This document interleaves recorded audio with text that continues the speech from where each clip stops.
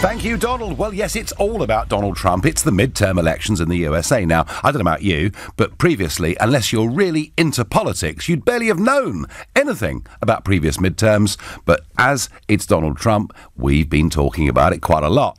Now, Trump had a slight premonition, I think, of how this election might go.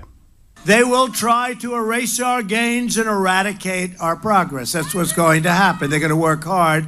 And we will be fighting. Oh, it will be ridiculous, frankly. It'll be bad for our country. The Democrats, and it could happen. We're doing very well, and we're doing really well in the Senate, but could happen. And you know what you do? My whole life. You know what I say? Don't worry about it. I'll just figure it out. So there was Trump a few days before saying, hey, you know what? We could lose the House, but we're doing pretty well in the Senate. And that is how it turned out. The Democrat Party, remember there are 435 seats in the House of Representatives. The Democrats have made gains of about 28. They now have quite a small majority of 10 in the Senate, and there are a couple of races still to be decided, but it looks like he's gained about 3 seats in the Senate. And the big takeaway for Trump is that they've held the governorships of Georgia and Florida, which were 2 seats that the Democrats were quite confident they would take. So Trump is pretty happy because history says that in the midterm elections, the sitting president, whatever colour, whether they're red, which in the case of America is the Republicans, or blue, which is the Democrats, and there'd been a predicted blue wave, which simply hasn't happened. And so Trump tweeted out, "Tremendous success tonight. Thank you to all." He then went on to say, "To any of the pundits or talking heads that do not give us proper credit for this great midterm election, just remember 2 words, fake news." And as we speak, Mr. Trump is on his feet in the White House doing a press conference. I've never seen him looking so tired, and yet he's been up on his feet for over an hour. And we'll talk a little bit about that press conference and a slight clash with CNN, shall we say, later on in the hour. Now, the Democrats clearly will be happy to have got a majority in the House, but overall, I suspect, at least this is my view, they'll be disappointed not to have picked up more governorships, disappointed to have made losses in the Senate the way that they have. And sure, Nancy Pelosi is going to be the Democrat Speaker in the House of Representatives. But I think overall, my view, folks, is that what Trump has done is against the tide of history. He's come out pretty much unscathed. Sure, they could make life difficult for him. Getting legislation through could be tricky. But overall, he's come out pretty well. So tell me what you think. From what you've seen and heard, who were the winners and who were the losers for you in these midterms? And happy to hear from you wherever you are, particularly keen, if you're in the USA, to give us your impression from there. So if you think the Democrats are on the up and Trump is now on the down, call 0345 6060 973. Or maybe you think, in many ways, looking ahead to 2020, Trump is now stronger than ever and very much in charge of the Republican Party. Text to 84850. Or maybe you think, do you know what, there's nothing in it. It's basically a score draw. That's how you feel. Tweet using the hashtag Farage and LBC at LBC. And of course, watch us on Facebook. We're here in London. So, did Trump have a good night? Who were the winners? Who were the losers? I get on Twitter, Trump could walk out of this presser at any time he wants. Despite how incredibly insane and inept he sounds, he's actually enjoying it, and he thinks he looks good, is what I get on Twitter. And I say we will come to the confrontation a little bit later on in the hour. David from London says by text, the winner was Donald Trump and the losers were the biased media. Had the reporting been balanced, then Donald would have made history with a landslide victory. Well, look, David, most mainstream media in America is never going to be on Donald Trump's side. Trump is by far the most humble, eloquent and inclusive US president in living memory. Long live the Don, says Raymond from Wickford. Raymond, I'm a Donald Trump fan. I'm not sure that even I could stretch to saying humble. He's not humble. He's very, very proud of who he is and what he does. Nigel, the losers of the USA, having to put up with this terrible, divisive president. Shame he didn't lose the Senate too. Just been watching his disgraceful press conference. Hardly presidential, says Tim. Tim, there is nothing that Trump does that is conventional. Charles from Bagshot's on the line. Charles, who did you reckon was the winner from this yesterday? I'm going to surprise people and say Donald Trump. And hear me out. Nancy Pelosi is a gift. Yep, go on. She's going to be a gift in the Congress. The Democrats, well, firstly, unlike the Democrats, when the Republicans lose, we don't start riots, we don't start threatening people, we don't start recounts. So I think he's been, right, we'll get on with it, move on, and there's a one distinction right there. But all throughout this Congress, all they're going to be doing is, oh, can we try and impeach Trump, And you know what, and that's going to go nowhere. But you know what he should do? Do you remember, you've been around the block like me, Nigel. I know. There's no denying it, Charles. Yeah, but anyway, you remember Tip O'Neill, don't you? Yep. Speaker of the Congress when Ronald Reagan was president. There will be no Reagan tax cut over my dead body. Mm-hmm. So what Reagan did, he said, right, I'll go to your congressional districts and he'll talk directly to the American people. Yep. And he said to them, write to your congressman or woman, write to them. Test them, say, I want this tax cut. And that's what Donald Trump needs to do. He needs to put pressure on these congressional leaders by going straight to the American people, and that's what he's brilliant at. And I tell you what, it's going to be. This is sort of like they either had to win the Senate, because to impeach Trump, you've got to get a 60 Well, you've got to get two. I mean, look, the impeachment process means that what happens is the House votes to impeach, to basically put the president on trial, and then the Senate becomes the sort of court of the nation. And to remove a president, you'd need a 2/3 majority. That is literally impossible. And Charles, my guess is, if the Democrats were to try to impeach the president, they'd literally be mad, because they'd be playing directly into his hands for 2020. Yeah, I mean, I think this is a time, you know, sometimes losing an election is you're winning it. Well, he hasn't really lost it, has he? I mean, he's lost seats in one house, gained seats in the other. Yeah. It kind of, on the numbers, Charles, on the numbers, you could argue it's a score draw. Right? Oh, absolutely. But historically, presidents in the midterms normally do quite a lot worse than this. Oh, yes. And when you consider he's been bombarded daily by Trump as a Nazi, Trump as a racist, this, that, constantly. They're digging up as much as they can on it. It reminds me of that racehorse for the Australia called the Far Lap, and the Americans put lead weights on it to stop it running so fast. That's sort of what they're doing. They're trying to put Charles, finally, do you think, after these results, that Trump looks good for 2020? Oh, absolutely. All right, Charles, absolutely. Thank you. So Charles thinks Trump comes out as the winner. I think on balance he does too, because he's not been hurt anything like as badly as many thought was going to happen, including many parts of the British media. You know, I've seen all sorts of reports about what was happening in Texas and how Ted Cruz could lose his seat there. Of course, he didn't. Amar is calling from Oxford. Good evening to you. Oh, good evening, yeah. Basically, going on from the last corner, yep. I basically think this election is played into Trump's hands very nicely, because what he'll do now is just blame the Democrats for everything, and come 2020 he'll be able to say, look, well, they're stopping me from doing what I need to do, and ultimately the country's suffering.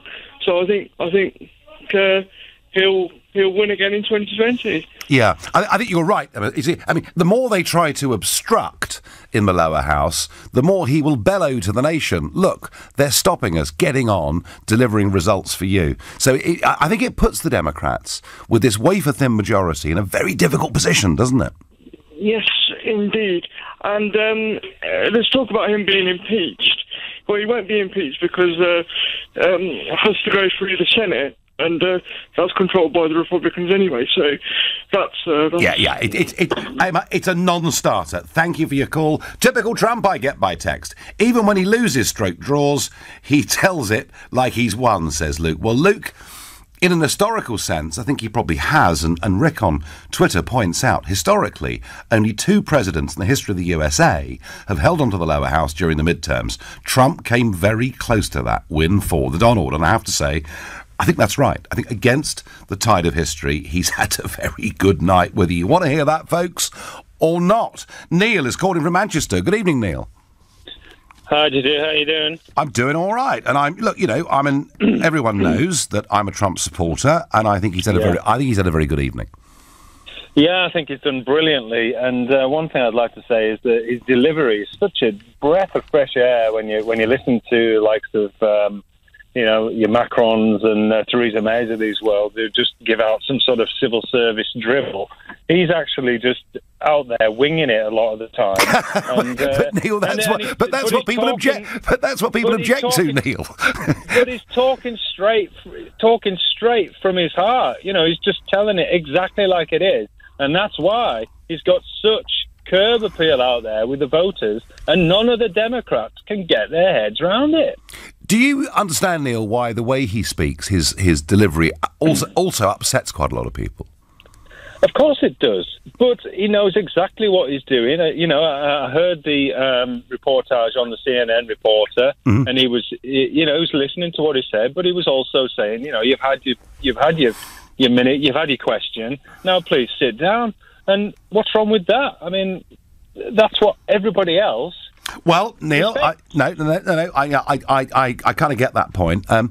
Neil, thank you. I guess it's just a question of the way that he does things. Now, he was asked not long ago about these things and about what regrets he had, and I guess tone is a very, very important thing. And in a moment, we're going to discuss Donald Trump's tone and what happened at this press conference, which, folks, is still going on. It's been going on for over an hour. He looks incredibly tired, but clearly he's enjoying himself. More of Trump in a moment, but for now you're listening to the Nigel Farage Show here on LBC. It's 6:15, and it was a rough old campaign. In many ways, these midterms were a referendum on Donald Trump himself. He, of course, tried to make immigration the big issue, namely the caravan coming up through Mexico, sending troops to the border, putting up barbed wire, and if you touch on issues like that, you're going to get roundly attacked for doing so. He even had one of his campaign videos banned by all the major broadcasters on the grounds of taste. Now, he was asked earlier this week in a television interview whether he had any regrets or whether he'd have done anything differently in his first 2 years as president. Well, there would be certain things. I'm not sure I want to reveal all of them, but I would say tone. I would like to have a much softer tone. I feel to a certain extent I have no choice, but maybe I do, and maybe I could have been softer from that standpoint, but I want to get things done. We've had tremendous victories on trade. We've had tremendous victories on so many different things. On our military, you look at what we've done with rebuilding the military, but I would say if there's anything, I think tone would be perhaps something. I'm not sure that if I did that, maybe I'd be swamped. Okay, swamped meaning with the other side, because I wouldn't say their tone's been so nice either. But that would be something I would say that I'll be working on. So tone, a softer tone, a new, cuddly, fluffy Donald Trump is almost what he was telling us. Well, he's still on his feet at this press conference. He's now been going for over an hour and 20 minutes. I have to say, for the first 35, 40 minutes, I mean, he was very, very tired indeed. And one or two things were a little bit repetitive, and I thought, why on earth is he putting himself through this? Yet he's still up there.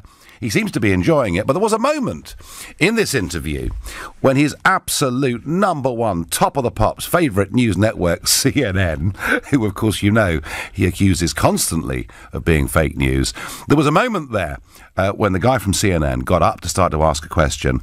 And let's see how you think he's doing with this new, softer tone. Thank you, Mr. President. I wanted to challenge you on one of the statements that you made in the tail end of the campaign in the midterms. Here we go. If you don't mind, Mr. President, that this caravan was an invasion. As you know, Mr. President, I consider it to be an invasion. As you know, Mr. President, the caravan was not an invasion. It's a group of migrants moving up from Central America towards the border with the U.S. Thank you for telling me that. And why did you characterize it as such? Because I consider it an invasion. You and I have a difference of opinion. But do you think that you demonized immigrants in this election to try to keep... I want them to come into the country, but they have to come in legally. You know, they have to come in, Jim, through a process. I want it to be a process, and I want people to come in, and we need the people. Your campaign... Wait. You know why we need the people, don't you? Because we have hundreds of companies moving in. We need the people. Right. But your campaign had an ad showing migrants climbing over walls and so on. Well, that's true. But they weren't actors. They're not going to be doing that. They weren't actors. Well, no, it's true. Do you think they were actors? They weren't actors. They didn't come from Hollywood. Right. These were people. This was an actual... You know, it happened. If you love Trump, this is great. If you don't, just start driving a bit more slowly, please. They're hundreds and hundreds of miles away. That's not an invasion. Honestly, I think you should let me run the country. You run CNN, and if you did it well, your ratings would be much better. If I may ask one other question, Mr. President. If I may ask one other question, are you worried? That's enough. That's enough. Mr. President, I was going to ask one of the other folks. That's enough. Pardon me, ma'am. Mr. President, that's enough. Mr. President, I had one other question, if I may ask, on the Russia investigation. Are you concerned that you may have... I'm not concerned about anything with the Russian investigation because it's a hoax. That's enough. Put down the mic. Mr. President, are you worried about indictments coming down in this investigation? Mr. President. I'll tell you what, CNN should be ashamed of itself having you working for them. You are a rude, terrible person. You shouldn't be working for CNN. Go ahead. I think that's unfair. You're a very rude person. The way you treat Sarah Huckabee is horrible. And the way you treat other people are horrible. You shouldn't treat people that way. Go ahead. Go ahead, Peter. Go ahead. In Jim's defense, I've traveled with him and watched him. He's a diligent reporter who busts his butt. Well, I'm not like a big fan of us. yours either, so I understand. To be honest. So let me ask you a question if I can. You repeatedly said... You aren't the best. Mr. President, you repeatedly, over the course of the... Okay, just sit down, please. What can you say? I mean, either you laugh at it or you're appalled by it. But I think, folks, any attempt at the softer tone is going to be a complete, total and utter waste of time. He's just finished, so that's, by my calculations, getting on for an hour and a half that he's been up there doing that press conference. None of the rest of it was quite as exciting as that bit with CNN. But yeah, look, old dogs and new tricks. He's not going to change. He does politics his way. And keen to hear your comments too, not just on who were the winners or losers, but what do you think of Trump's new softer tone? 0345 6060973. Carl is a new caller from Islington. Good evening, Carl. Good evening, sir. How are you? I am well. So, who were the winners? Who were the losers, or none? I think Trump won, personally. Yeah, go on.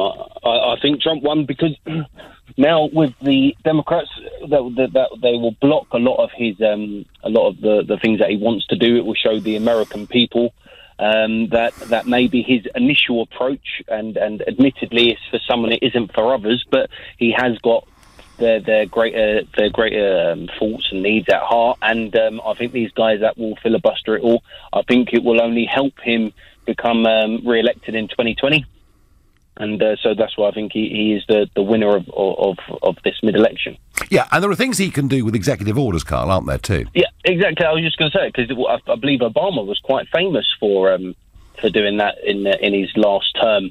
And I think he had the most executive orders, didn't he? So, or one of them. Yeah, at least. yeah. And I mean, obviously they can be challenged legally, but kind of once you've done them, you've done them. If they're not legislative, then yeah, I think that maybe that's what Trump will do. Carl, do you think the Democrats will obstruct, will perhaps even try and push for impeachment, or would it be a real act of political self-harm to do so?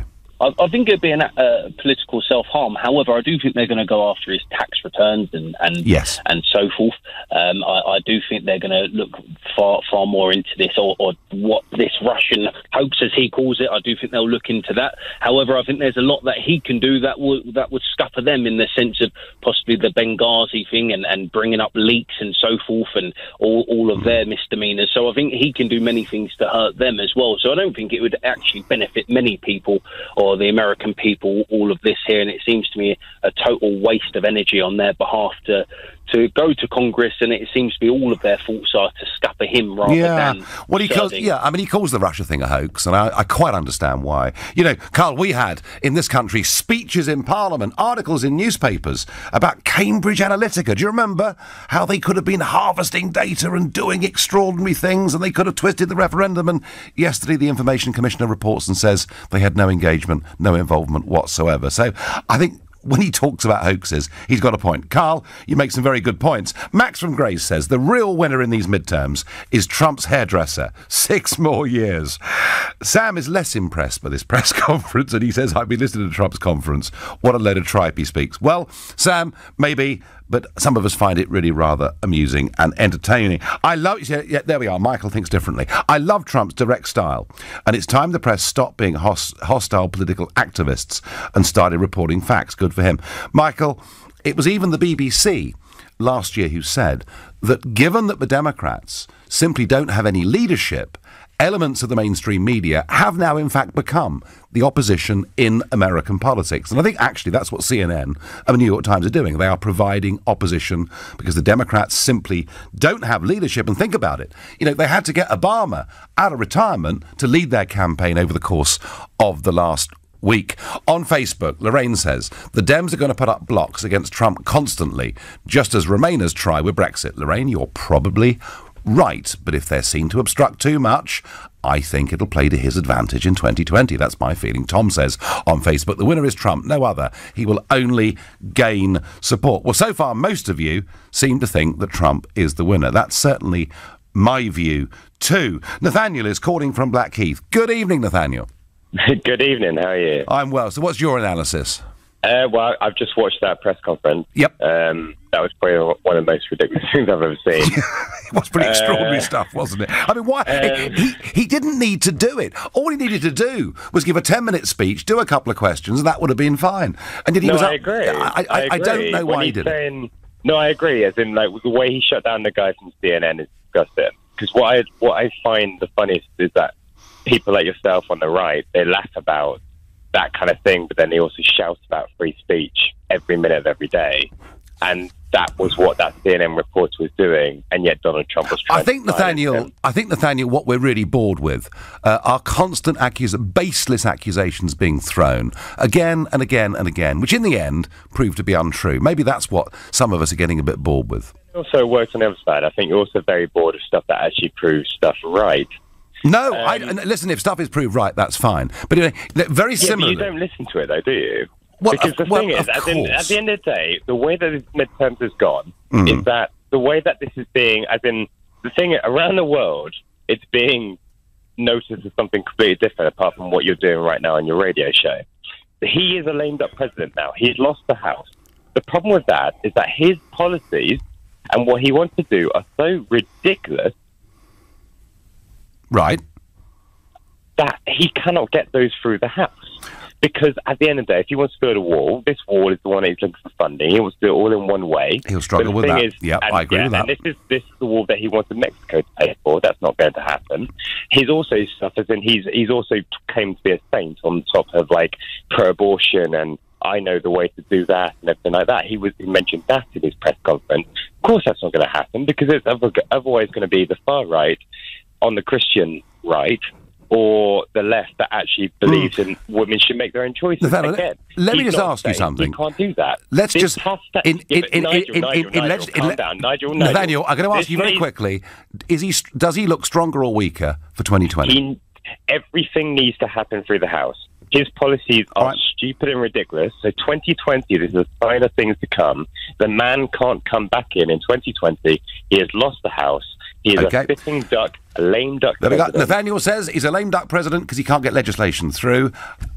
That may well be right, but does it make a difference for 2020? I very much doubt it. You're listening to the Nigel Farage Show, exclusively on LBC at 6:31. And Trump loses the House of Representatives, gains seats in the Senate, stays with a couple of senatorial seats that perhaps he could have lost. And on balance, I would say he's come out of it historically pretty well. If you look at Obama, I get here, Trump did better than Obama in his first midterm. For that reason, I believe the Republicans have won the midterms. Yeah, Obama lost 63 seats in his first midterm. So, as I said, in historical terms, he's done pretty well. That's my view. Meanwhile, Brexit is being discussed and negotiated behind closed doors, cabinet meetings, a lot happening in 10 Downing Street. The cabinet seeing much of the withdrawal agreement over the last couple of days, and a leaked document suggesting how Number 10 intends to sell this to the country. The idea is to claim that it's been a measured success, that it'll be good for everybody, rather than a victory with champagne corks popping, and ideas about major speeches, big interviews. Yeah, OK. The only thing we haven't agreed, apparently, is to do with Northern Ireland. Either way, I suspect we're going to see a significant climb down, massive climb down, from what we heard from her Lancaster House speech, and indeed from what was in the Conservative Party manifesto. And the big question will be, ultimately, is the House of Commons going to back it? And at some point in the next couple of months, we will find out. But let's get back to Trump. Let's get back to this referendum on his presidency and who the winners and losers were yesterday. Will is calling from Evesham. Will, what do you make of it? Hi, good evening, Nigel. Well, I think the clear winner is America. Nancy Pelosi said, checks and balances. Trump is, he's a disgrace. I think that's the only way to describe it. And I think the fact that you played his clip there and you thought that was funny illustrates that. I agree absolutely with your previous call. America stands up for freedom of speech. Mm-hmm. Trump does not like freedom of speech. For you to suggest that CNN is the opposition, let's just remind ourselves. No, Will, I'm not suggesting it. I told you the BBC suggested it. Nigel, all right. So the BBC think they're the opposition. You come in when I'm finished. Can I just say what I'm going to before you jump in? Is that okay? Well, I just thought I'd point out to you the facts. So let me just finish. So Trump is the only president in history to take reporters, as in Fox News, on his campaign trail. He doesn't speak to the press. He doesn't have press conferences. He just speaks to Fox News, his propaganda channel. This is a man, let's just remind ourselves as well, people were murdered during this campaign. Murdered. All right? Why was that, Nigel? Because of the hate this man has developed. No, well, really, I'm sorry, that is absolutely ridiculous. Oh, really? I do not think the rise of anti-Semitism across the West has anything to do with Trump, who was. Really, Will. This man has been pro-Israel. Hang on, Nigel. Let's look at the facts. Pro-Jewish. Hang on, Nigel, let's look at some of the material that the Republican Party have produced during the campaign. Clearly anti-Semitic. Check your facts. Well, your facts, I know his son-in-law quite well, who is a practicing Jew. I know Trump himself has terrific links with the Jewish community. He is a firm advocate of Israel. And to call Trump anti-Semitic, well, you can say what you want, but I just don't think that sticks in any way at all. And yet, during the campaign, the Republican Party were producing material that was clearly anti-Semitic.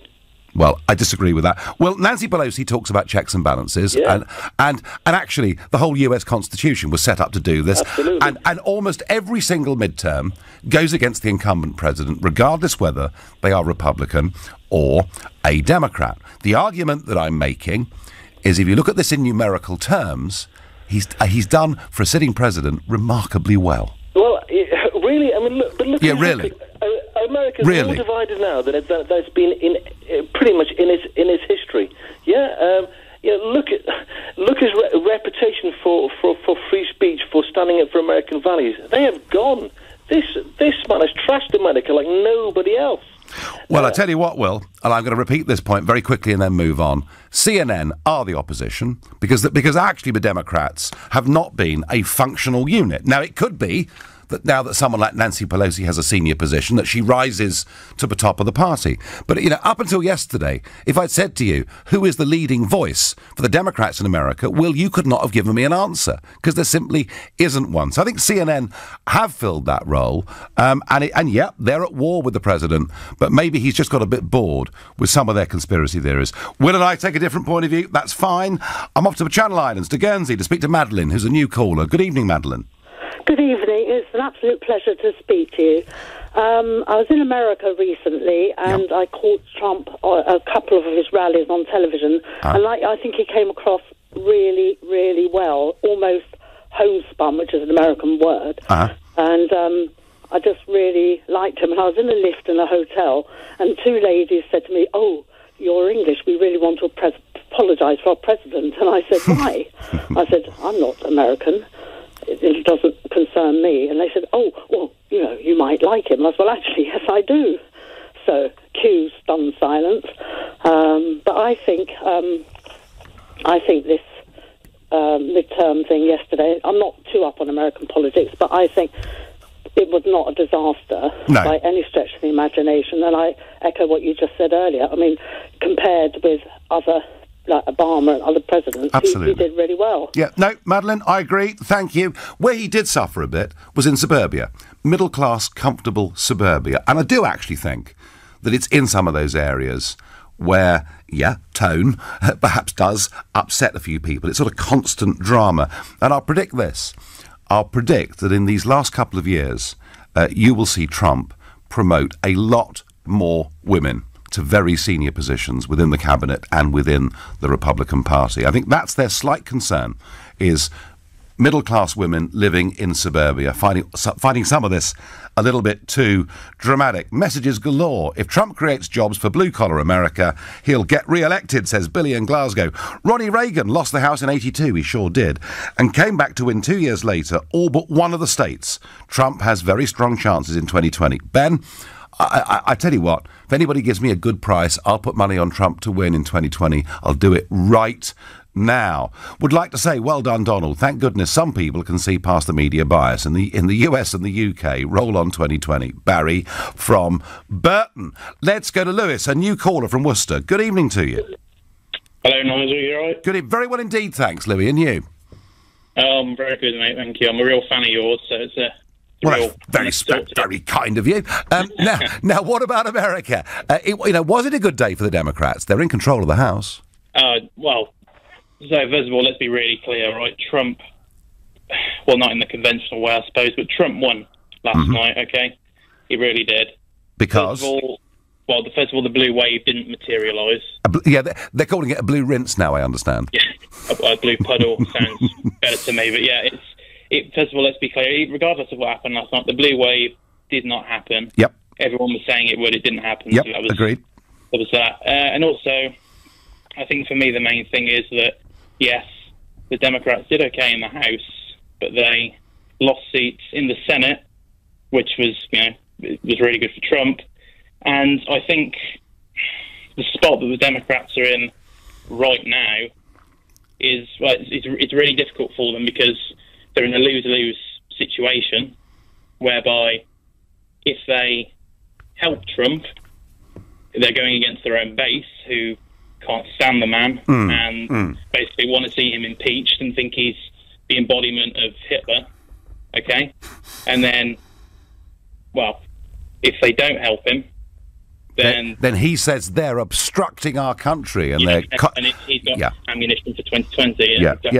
Yeah, no, I think that's interesting. It will be fascinating to see what they do, but they do absolutely hate him, and so I think they will be very, very obstructionist. Thanks for the call, but I tell you what, if they push for impeachment, I think it'll backfire on them absolutely hugely. That's my view. You're listening to the Nigel Farage Show here on LBC. It's now 6:45. Well, the Trump press conference is now getting more media coverage than the result of the midterm elections, and some of you have got some very strong views on this. Just listen to Trump's White House speech. God, how embarrassing the man is. He lives on Fantasy Island. If this was a trial, the judge would have thrown him out as being deluded. And then Jill says on Twitter, you've got to love President Trump. He's hilarious. Well, I've got another highlight for you from this press conference. Here was the president. Should we keep this going for a little while? Yes, I think you should keep this going. You know what? When you get bored, would you please tell me? Seriously. Tell me. You're never bored. I don't want to, hopefully not. I don't want to overstay, but yes, please go ahead. Hi, Mr. President. Yemi Shelcender with PBS NewsHour. On the campaign trail, you called yourself a nationalist. Some people saw that as emboldening white nationalists. Now people are also saying I don't know why you'd say that. It's such a racist There question. are some people that say that now the Republican Party is seen as supporting white nationalists because of your rhetoric. What do you make of that? I don't believe it. I don't know. Why do I have my highest poll numbers ever with African Americans? Why do I have among the highest poll numbers with African Americans? I mean, why do I have my highest poll numbers? That's such a racist question. Honestly, I mean, I know you have it written down and you're going to tell me. Let me tell you, it's a racist question. It's just full-on confrontation. And I don't know why he was there for an hour and a half doing that. He just didn't need to. But I think he just enjoys it. And I think it's like a sport, him against mainstream media. The point about the black vote is very interesting. Particularly in one or two of those southern states where I think the Democrats felt they'd win. And it is true that Trump's approval rating amongst the black voters has improved significantly over the course of this year. John is a new caller from Edinburgh. John, what did you make of the Trump results and indeed the press conference?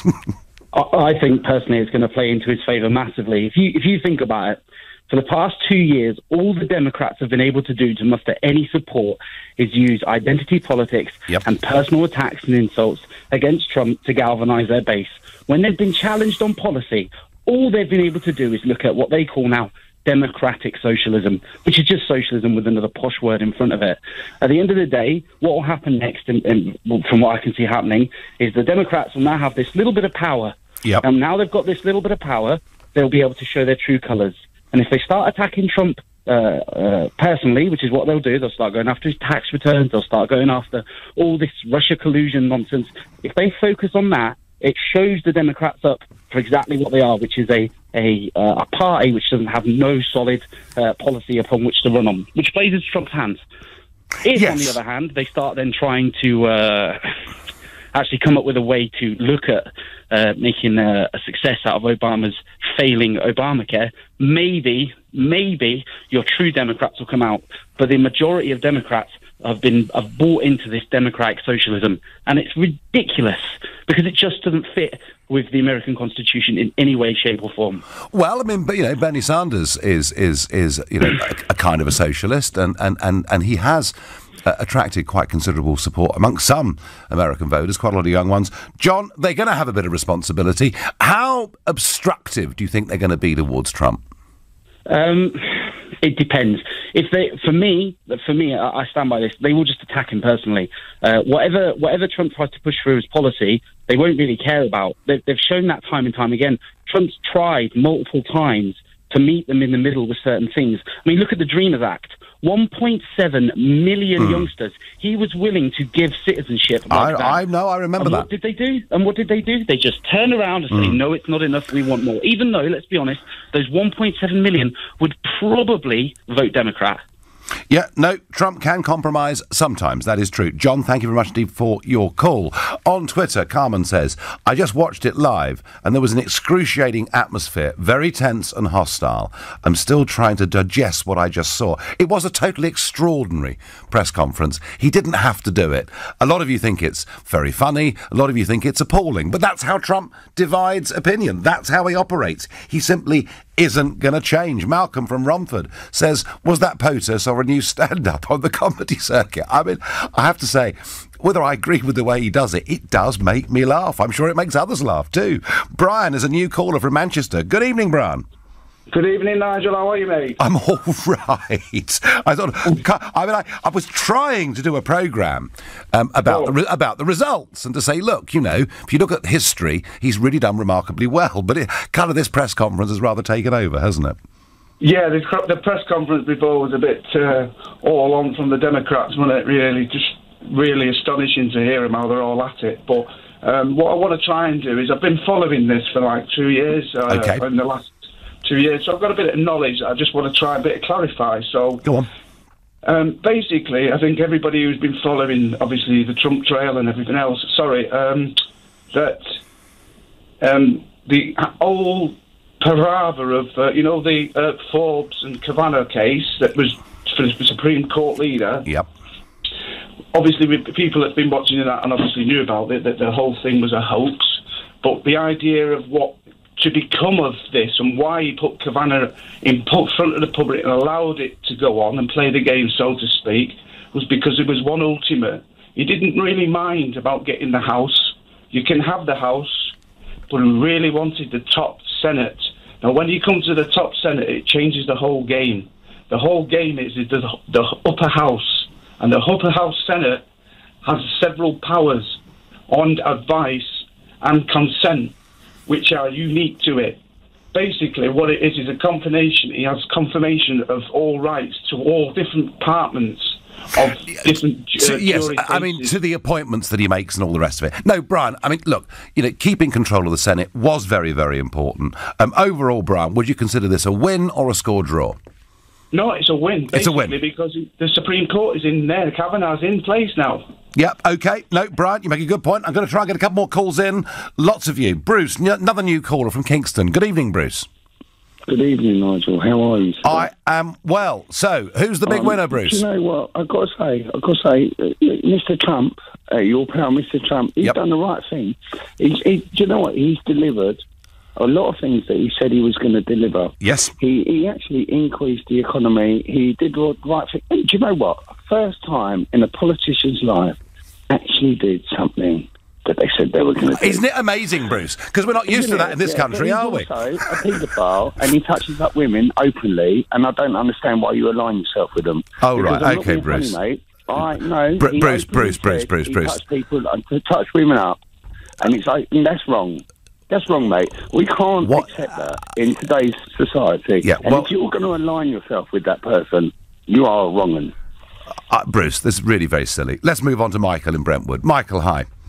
Hi. I think it's a score draw. Yep. He did well keeping hold of the Senate, but now the Democrats have got the House of Representatives, one thing they can do is protect Mueller. So he can't get rid of Mueller now, because they'll protect him, they'll bring him under there, and they'll protect him, so he can't get rid of him. And that is a danger for his family, who lied about meetings, etc.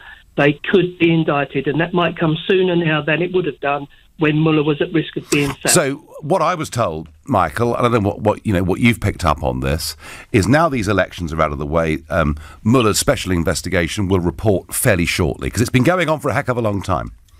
It has, but then there's always been a worry they could just get rid of him, but now they can't.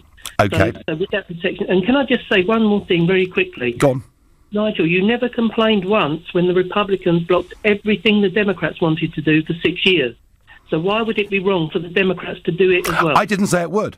And I understand how America works with its democratic checks and balances. I get that. All I'm saying is that if they're seen to be too obstructive based on hatred of Trump because of who he is as a person, it'll backfire on them. That's the only point I'm making. Sheila on Facebook says, I think that this press conference, he's letting everyone know he is not going to stand for these insults being thrown at him anymore. Well, I think analysis of the press conference may well go on as long as analysis of the midterm results. Love him or hate him, there's only one Donald Trump. You've been listening to The Nigel Farage Show. I'm back tomorrow night at 6. At 10 tonight, it's Tom Swarbrick. But up next, it's Ian Dale.